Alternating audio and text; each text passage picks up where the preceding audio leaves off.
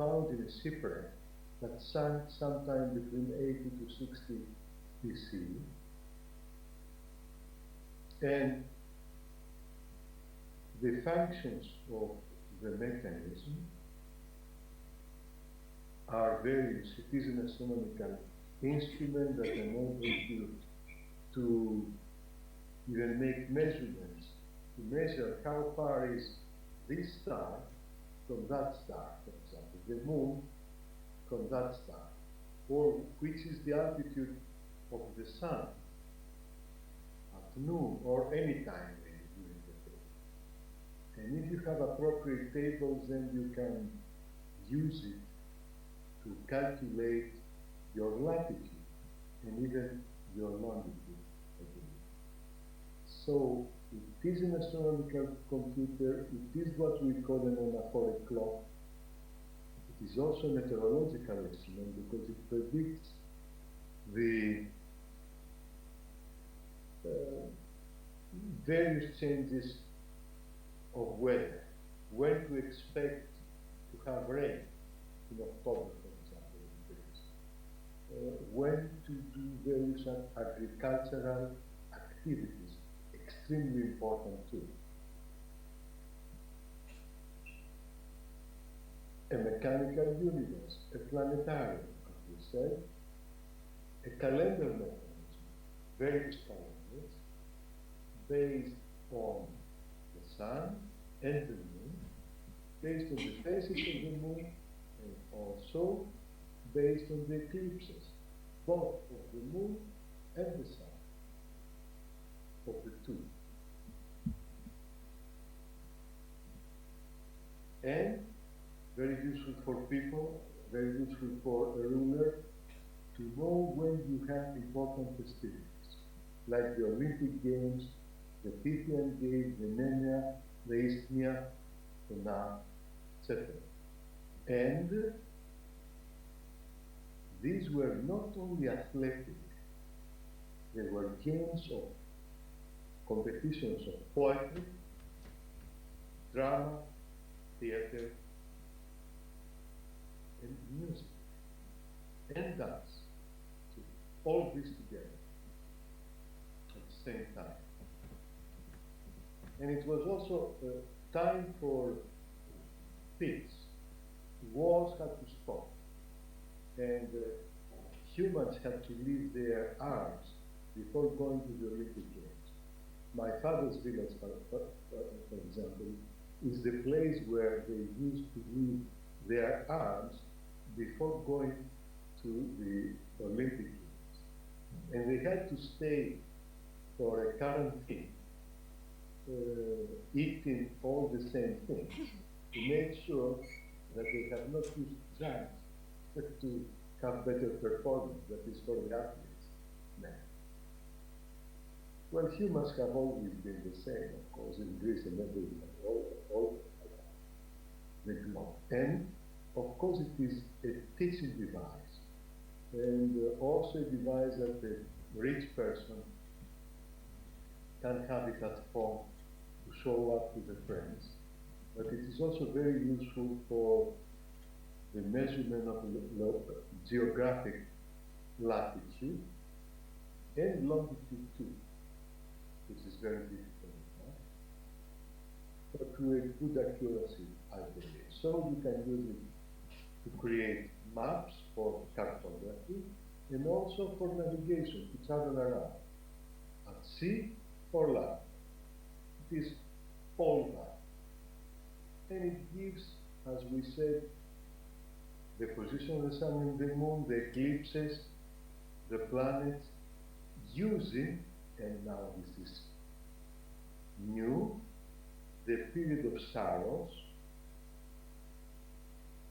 Saros in Greek means something that sweeps.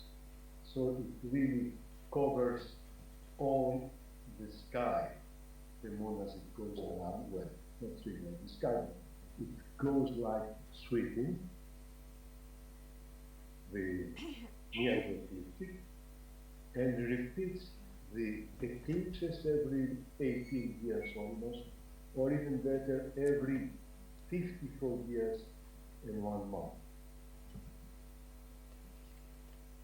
which is very important for the prediction of eclipses, while another period of 19 years and 76 years has to do with the repetition of the phases of the moon.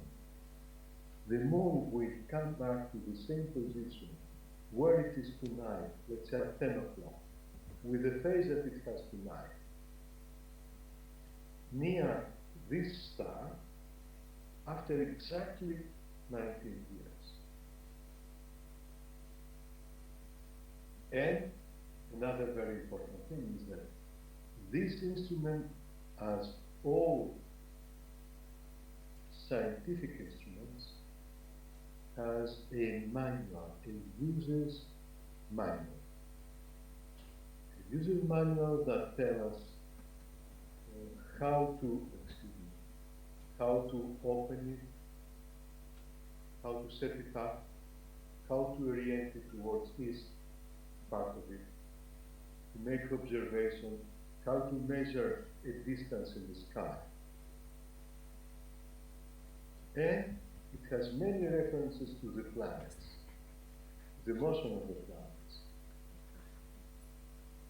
A very important term is the term cosmos, where universe. Here it says, of the cosmos lies. And in another place, little golden sphere, probably the sun pointer. And sun ray, pre-perforated holes, stationary points of the motion of the planets, and many other terms. And here we have the laws of physics that they have used to predict here, for example, and this is an Egyptian symbol of the year. It says 76 years, 19 years. It is the period of Meton, the repetition of the phases of the moon. And down here, 223 months, the repetition of eclipses.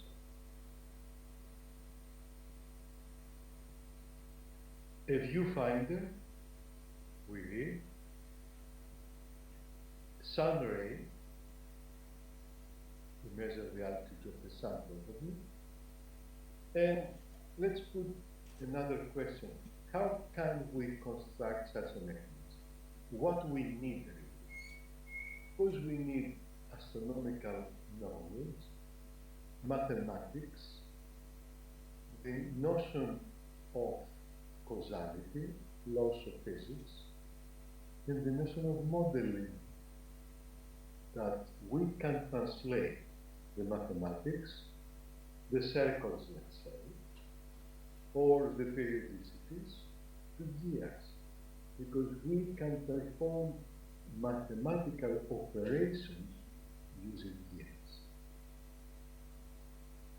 So these are very important to construct such an instrument. Of course, we need appropriate technology, because you can construct things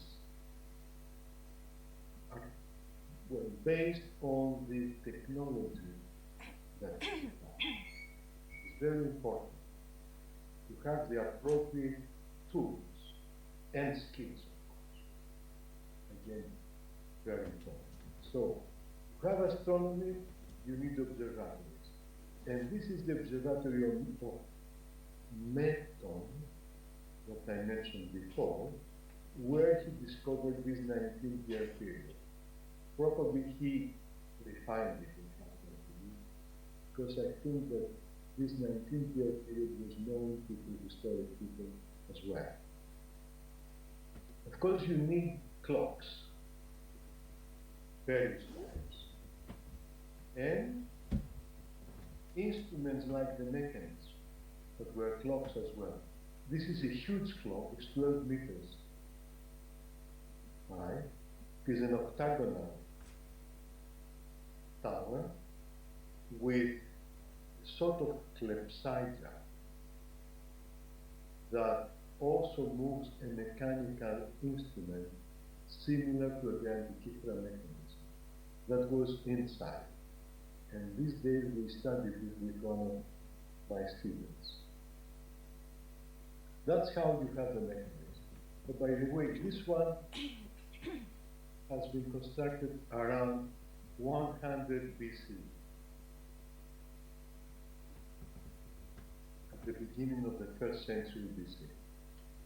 And that's how you have the mechanism, which was an instrument constructed probably between 150 to 100 BC. This is the most probable. And here you have a section of the mechanism with the various gears. Here is the moon and the sun. You have the year all around, which is the Egyptian calendar, as we say. And a very important part is these 4 gears that I have called Kepler's gears because they give the motion of the moon with a variable speed around the sun. Around the earth. So the moon moves with a variable speed, faster when it is close to the earth, slower when it is far, and then again faster and slower and so on. With a very ingenious device here, the constructor, sometime between 150 and 100 BC, constructs this part of the mechanism with a coaxial. Please notice this one. This is coaxial. Gives the variable speed of the moon. This is really incredible. And the dials.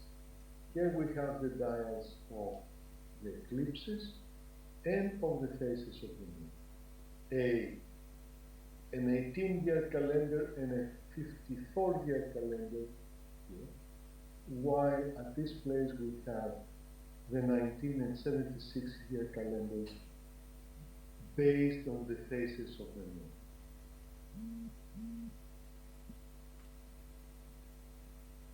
So here we have really a synopsis of what I have already told you about the mechanism. What it shows, the position of the sun and the moon, the phase of the moon, the new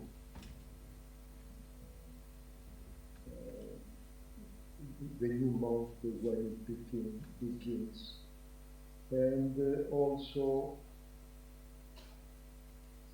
several other astronomical phenomena.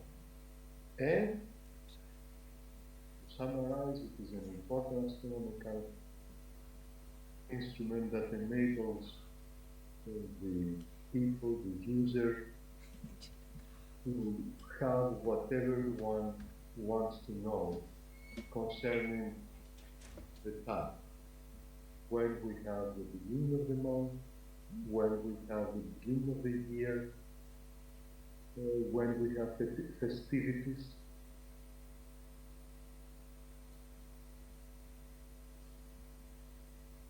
What was the name?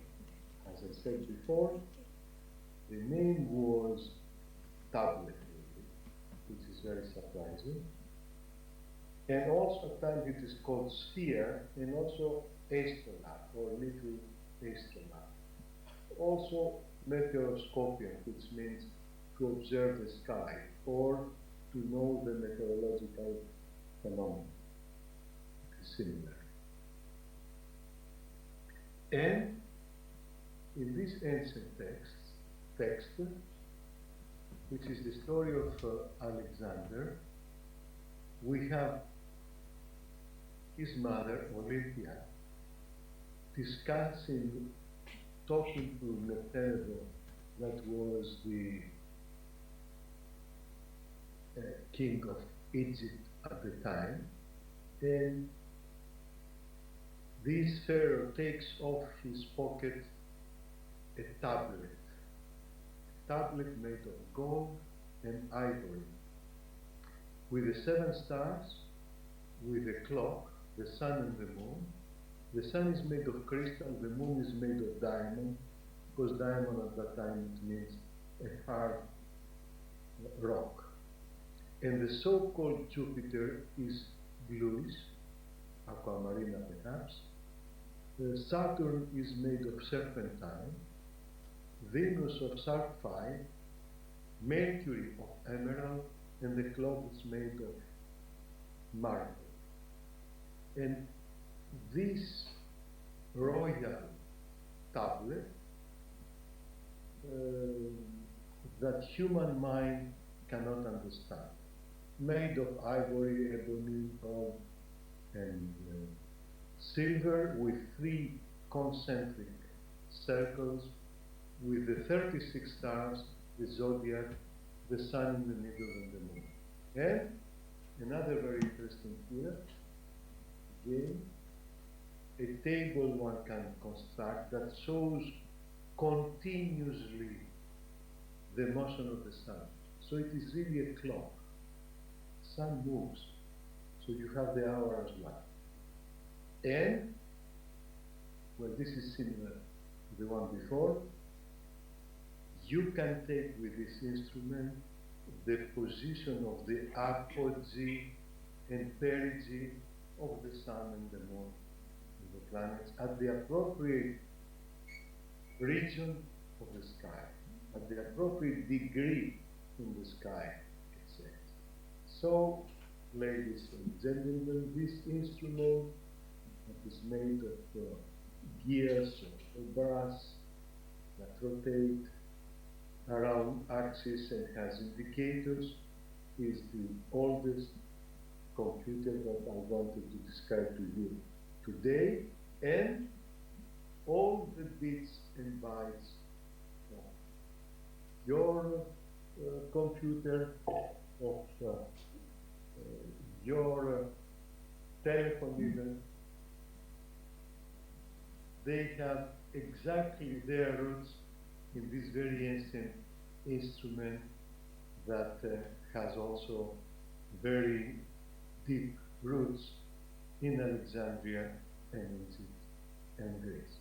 And here, ladies and gentlemen, I am ready for discussion, for questions, with great pleasure. Again, I thank you very much for the invitation. I'm very honored to be in the library with you today, even electronically. And I hope that soon I will be there in person, perhaps for another talk or talks. Thank you very much. Thank you very much, Professor Noami. Thank you very much, all of you, ladies and gentlemen. Thank you very much, Professor Moussas. Thank you very much for your very informative presentation and for sharing with us your great knowledge.